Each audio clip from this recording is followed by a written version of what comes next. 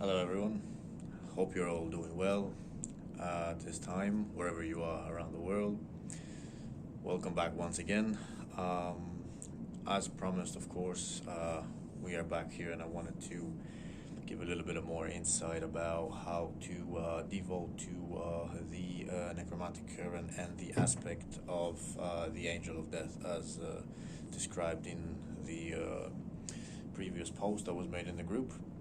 For all of you who are interested and wanted to know a little bit more, the methods, of course, are described within the post, but just for those who haven't seen it or have been away at the time when it has been announced. Basically, the method which is to be followed is that you are to enter the premises of a specific ground where the energies are compatible, such as a graveyard, of course. And it is of good practice, of course, to come in and give an offering to the dead. So you are to use 3 5-cent coins, which are to be sticked into the ground at a 4-way crossroads in these premises on a triangular point, basically. So you start with 1, 2, and 3. Later on, then you should find a tree within these premises if possible. Okay. If there isn't one, don't worry. Literally just go to any place where the crossroads is, okay, exactly where you put the coins, and that's where you may leave the same offerings which are to be left there. Sweets, red wine, and some coconut rum is what has been asked from me from the gatekeepers which I work with, which are none other than Hecate and Father Elegua, okay, also known as Papa Legua for those who are not aware. If you, of course, have other patrons, you may use them as well if they are gatekeepers to this particular current for you. Okay, it won't make much of a difference as long as your chosen patron is a known gatekeeper, okay, who will act as a psychopomp, as we say, and push the process forward, which you seek to perform. When it comes to, of course, Father Elegua, it is of significance, of great significance, of course, to use your own DNA when you perform the offering.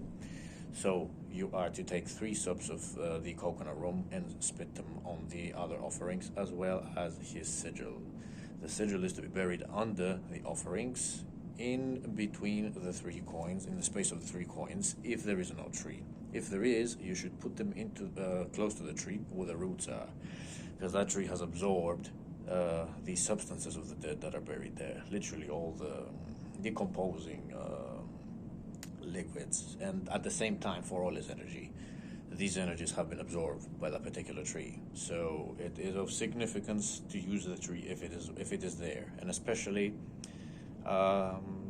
if the premises have a tree which is literally in the middle of all the graves around it, okay? Because that particular tree has absorbed way more than a tree that would be, let's say, for example, in the distance in the far corner of the premises, where it doesn't really come into contact with any of the dead that have been placed there. Then you are, of course, to use your own blood upon the sigil of the gatekeeper patron or matron, which you have chosen. If it is more than one, use them all, of course. It's not going to be of any harm. It is only going to benefit you more. And bury it under these offerings, or even better, under the tree. And then you are to begin spreading your offerings by going clockwise around the areas where the dead are buried. And you are to spray some red wine or any other hard liquor that would please them.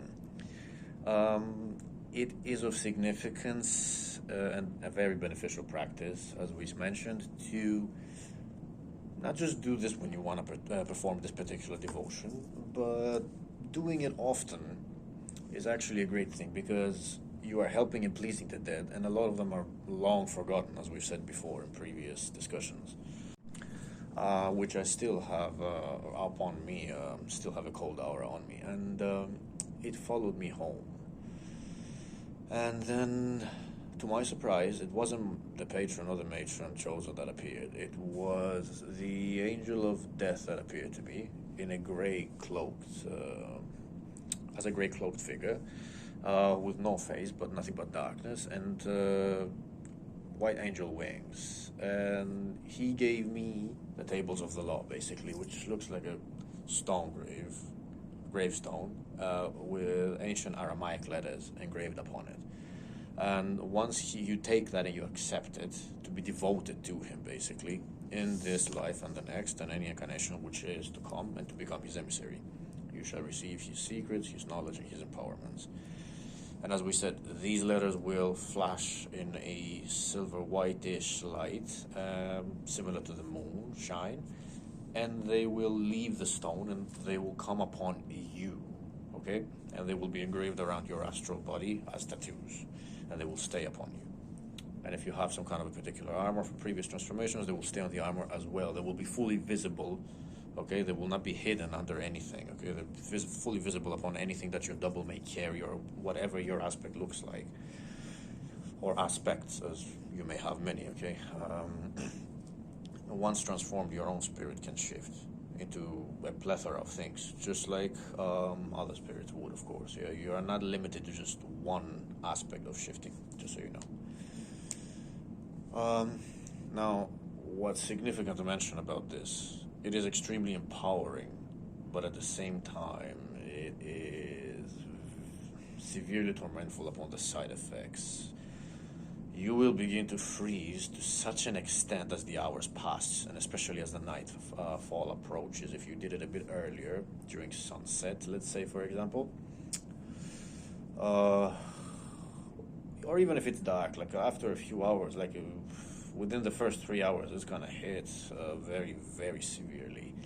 You will begin to freeze to the point where you are going to reach severe temperatures. I mean, it's gonna feel like you are in minus temperatures, and then it's going to freeze so much that you're gonna start feeling like you're burning, literally, and it's gonna be very painful upon your own body. Your flesh will burn from the frost, basically, because, as you know, for anyone who's been out there in the terrain, or if you're an ex-serviceman, extreme frost can cause burns, which leads to gangrene, okay? So that's the kind of frost that we're talking about. And it's going to be unnatural because, of course, you're going to be in a room or somewhere where there is no reason for you to be frozen. Then you're going to start having symptoms of illness, which is the necromantic energy of the dead that can make one very, very severely sick, okay? Because you're not supposed to come into contact with this energy. Think of a decomposing body, for example. Just as that smell alone can infect you severely, okay, if you were to dig it up. Never mind contact with the fluids of the decomposition and everything else, which become extremely poisonous and toxic for the human being in any way, shape, or form. The same goes with that energy. It is that sickening. And one thing I should mention, before I approached the premises that I was about to perform this operation, the spirit started giving me random smells of methane gas, mixed with feces, which is another smell which you would typically meet in the underworld, okay? Because methanium is to be found, methane gas is to be found within the earth, as we know. And of course, it's mixed with all kinds of things.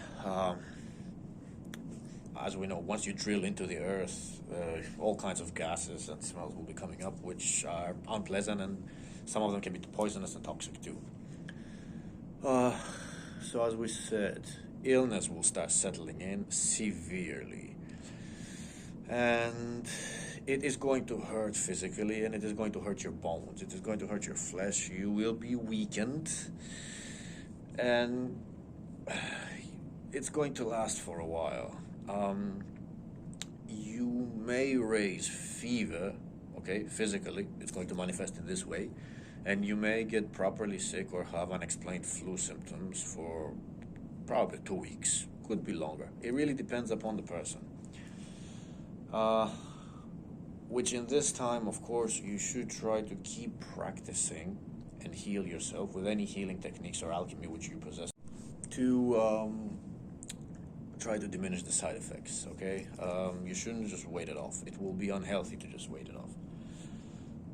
And then the symptoms will gradually disappear after about 2 weeks. But then everything will be severely amplified. I mean, you can walk into the premises of any graveyard.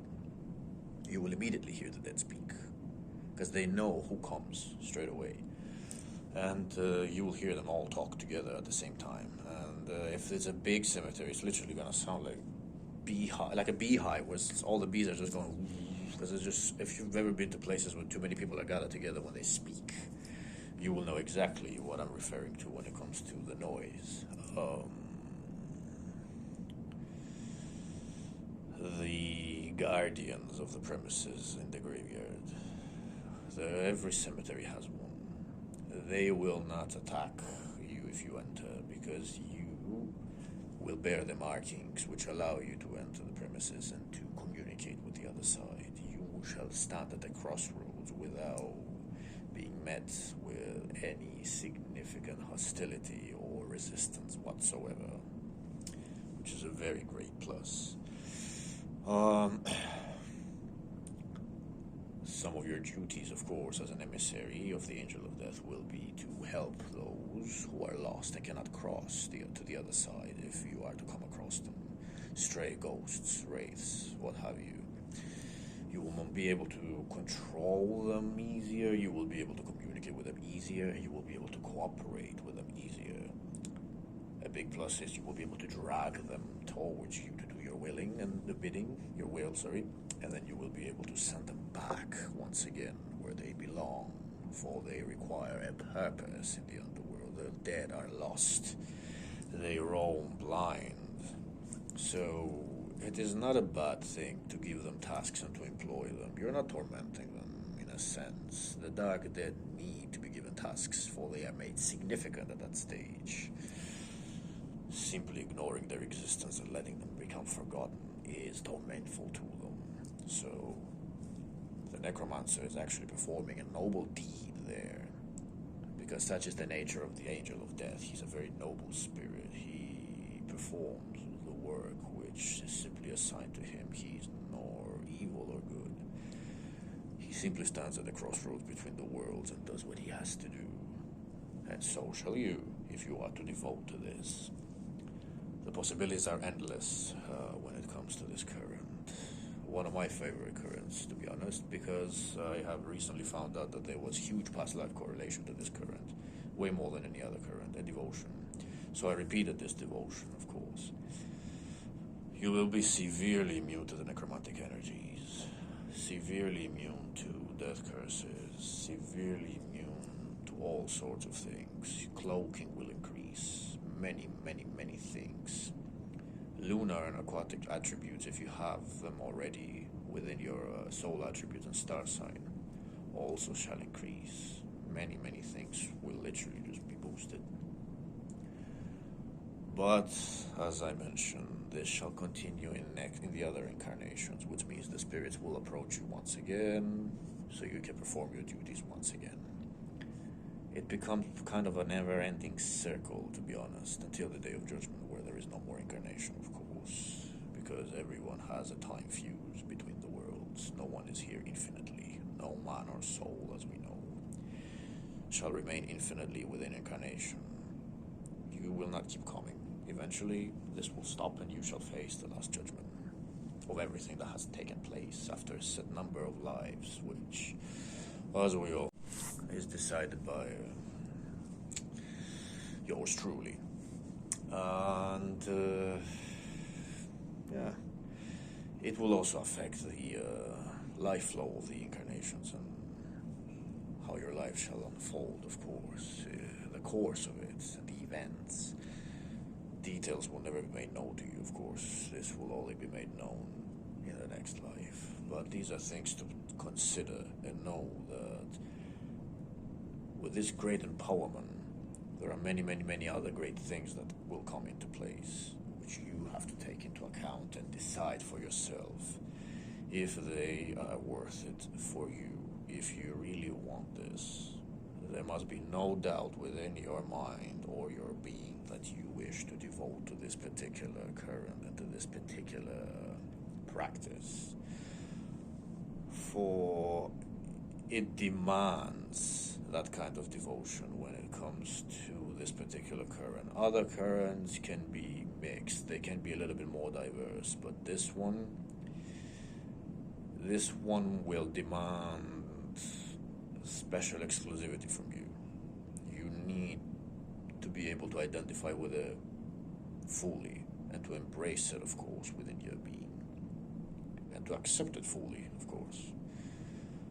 So I hope this helps.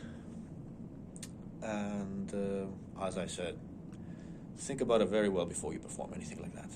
Think if it's worth it for you. Think if this is what you really, really want. And then take it from there. Perform the operation. Anyone can perform it. It's not difficult. It doesn't cost much. And take it as it resonates, most of all. Chances are, if you're looking for this, it has already called for you. It has already called to you. You're not here for no reason. Because if it hasn't, then you wouldn't be here at all to begin with. So this will resonate with those who it should very well. And as always, check out the group Dark Soul Gnosticism if you want to see more knowledge, more content. And let me know, of course, of other topics that you would like to know about and learn for. Have a great day, and as always, I hope this will help your development and education. Rise and conquer. Eveles tenebestua.